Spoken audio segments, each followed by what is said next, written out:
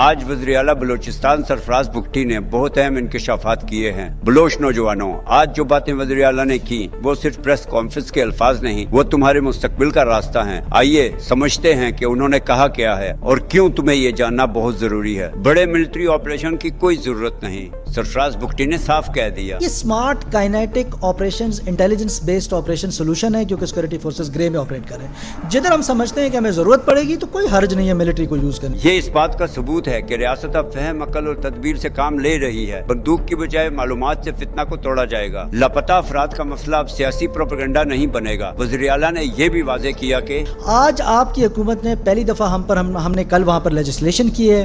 اس legislation کے تحت ہم وہاں پر جو سینٹرز ہیں وہاں پر لوگوں کو رکھیں گے، ان کے پیرنٹس کو پتہ ہوگا، میجسٹریٹ کے سامنے ان کو پیش کریں گے۔ پھر ایک ہائی پاورڈ بورڈ بنایا ہے جس کو chief justice Balochistan high court chair کریں گے۔ اس کا مطلب اب کوئی خفیہ عقوبت خانہ نہیں، کوئی ماں اپنے بیٹے کے بارے میں بے خبر نہیں رہے گی، اور سب سے بڑھ کر فتنہ ہندوستان کا لاپتہ افراد والا پروپیگنڈا بے نقاب ہو جائے گا۔ خودغرض قوم پرستوں کی اجارہ داری ختم۔ وزیر اعلیٰ نے ایک اور سچ بول دیا۔ لیکن اب صرف سیاسی لیڈر کسی دو چار کو بلوچستان کی اینک سے دیکھنا کہ اختر مینگل راضی ہوگا تو بلوچستان پورا راضی ہے، اختر مینگل ناراض ہے تو پورا بلوچستان ناراض ہے۔ یہ ان تمام نوجوانوں کے لیے پیغام ہے جنہیں سالوں سے یہی دکھایا گیا کہ بس وہی 2-3 نام ہی بلوچستان ہے، اصل بلوچستان تم ہو، وہ جو کام کرتا ہے، جیتا ہے اور اپنے وطن کے ساتھ کھڑا ہے۔ مہرنگ لانگو جیسے ڈرامے نہیں چلیں گے۔ وزیر اعلیٰ نے سخت الفاظ میں بتایا کہ میں اس کو ہائی لائٹ کرنا چاہتا ہوں، دیٹ از مسنگ پرسنز، کہ یہ پورا ایک انوائرمنٹ بنایا گیا ریاست کے خلاف، ایک پروپیگنڈا ٹول کے طور پہ اس کو استعمال کیا گیا ہے۔ جب کوئی خاتون سڑک پر دھرنا دے کر ریاست کو بدنام کرے اور دنیا میں تمہاری زمین کو دہشت گردی کا مرکز بنا کر پیش کرے تو یہ سیاست نہیں، یہ دشمنی ہے۔ ریاست تمہیں اپنا مانتی ہے، تم بھی ریاست کو اپنا مانو۔ ریاست اب تمہیں دشمن نہیں سمجھتی، وہ چاہتی ہے تم واپس آؤ، دوبارہ جڑو، تعلیم حاصل کرو، ترقی کرو۔ انہوں نے پولیٹیکل لبادہ اڑا ہوا ہے اور وہ اپنے آپ کو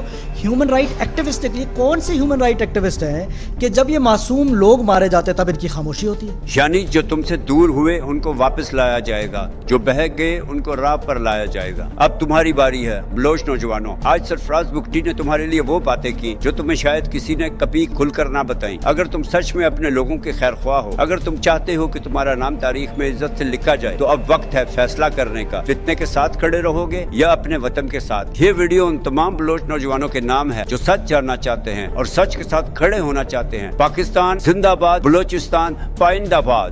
نوجوانوں، یہ وقت ہے سچ کے ساتھ کھڑے ہونے کا۔